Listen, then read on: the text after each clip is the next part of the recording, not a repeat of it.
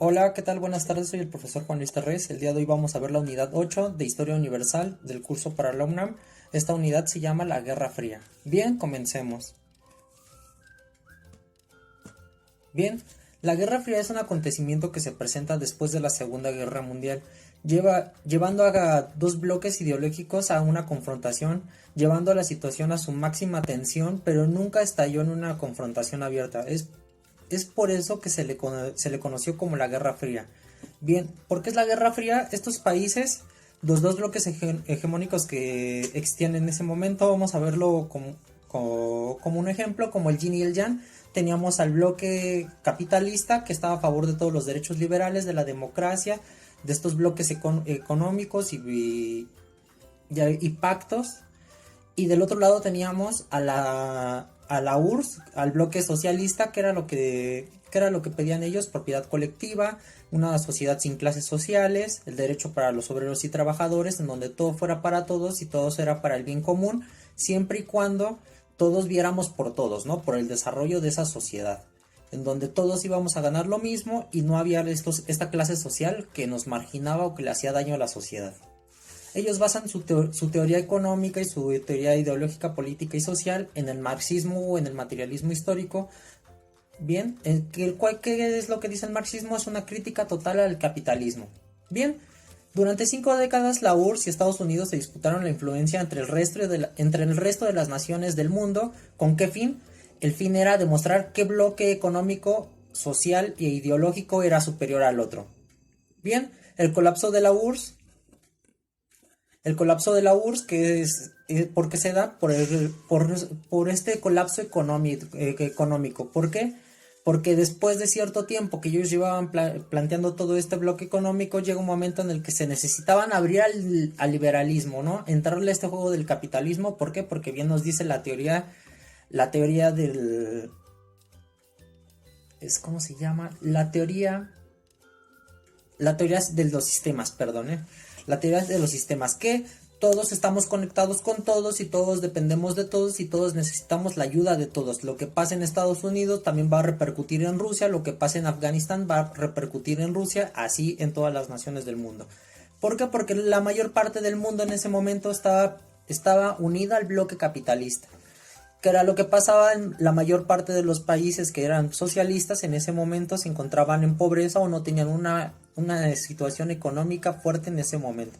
Y su líder en ese momento que los apoyaba era la URSS, y si la URSS caía, obviamente los demás países iban a caer. Bien, tenemos las características. ¿Cuáles son estas características? Mundo unipolar, dos bloques hegemónicos, la carrera espacial y lucha ideológica. Bien, del bloque capitalista tenemos tenemos la doctrina Truman, que era impedir la expansión del comunismo en el resto de las naciones del mundo. También tenemos la Plan Marshall, que influencia a todo el resto de los países. ¿Por qué? Porque vamos a recordarnos, después de la Segunda Guerra Mundial, Europa estaba devastado. Ninguna de las naciones europeas estaba, como hoy lo conocemos, como países de primer mundo, con una economía sólida, entre comillas. Bien, ¿qué es lo que pasa? Este presidente Marshall decide hacer este plan de reconstrucción europea, en donde les daba como un préstamo a estas naciones para poderse reconstruir después de la Segunda Guerra Mundial. También tenemos la aparición de un bloque militar que se llama la OTAN. Es una alianza militar del bloque capitalista, donde están integradas todas las naciones que obviamente empatan con la ideología de Estados Unidos, porque él es el líder de esta organización. Y obviamente es capitalista este bloque militar.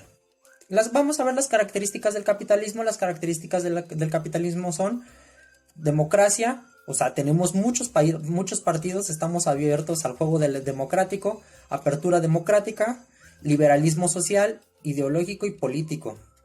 Bien, otra cosa que también está muy marcada dentro del capitalismo es el derecho a la propiedad privada.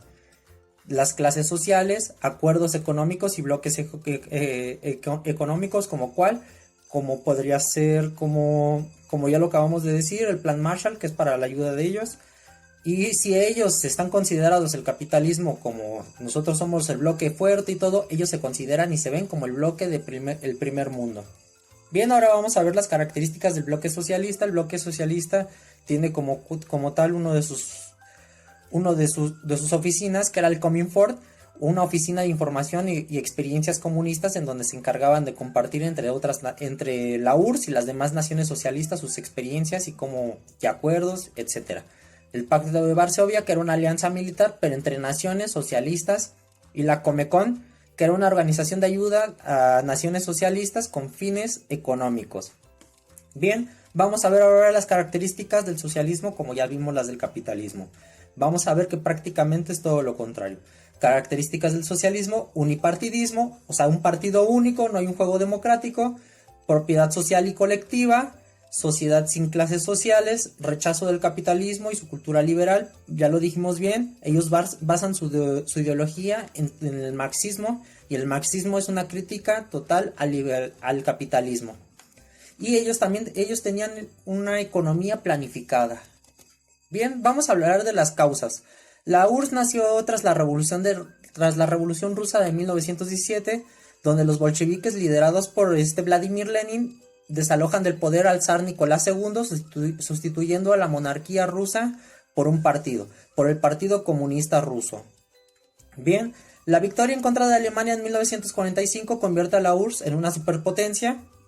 Cada uno tenía un modelo económico contrapuesto que trataron de expandir al resto de las naciones del mundo. Esto es una causa de la Guerra Fría. En 1947, a 2 años de la caída del nazismo, otra guerra inevitable se da. Esto propició el desarrollo tecnológico, militar, propiciando una carrera para ver quién fabricaba el mayor número de armas nucleares. Ojo, esto es muy importante de la Guerra Fría. Se empezaron a armar, pero con armas nucleares, y también empezaron a entrenar y a tecnificar a sus ejércitos. Consecuencias de la Guerra Fría: las reformas económicas de Gorbachev, que es como la perestroika, que ellos tratan de, como ya se los dije, tratan de sobrellevar este bloque económico del capitalismo que está impuesto sobre ellos, porque ellos nada más hacían pactos económicos con las otras naciones socialistas, pero como se los dije, ellos hacían pactos con otras naciones socialistas, las cuales no tenían una economía fuerte como la de la URSS, y si la economía de la URSS cae, obviamente iban a caer las demás naciones con ella. Bien, después tenemos que la disolución de la URSS se da en 1991, ¿con qué? ¿Con qué se ve marcada esta caída? Con la caída del muro de Berlín. Bien, la OTAN, liderada por Estados Unidos, se convierte en el líder de las naciones capitalistas, haciendo de esta más amplia.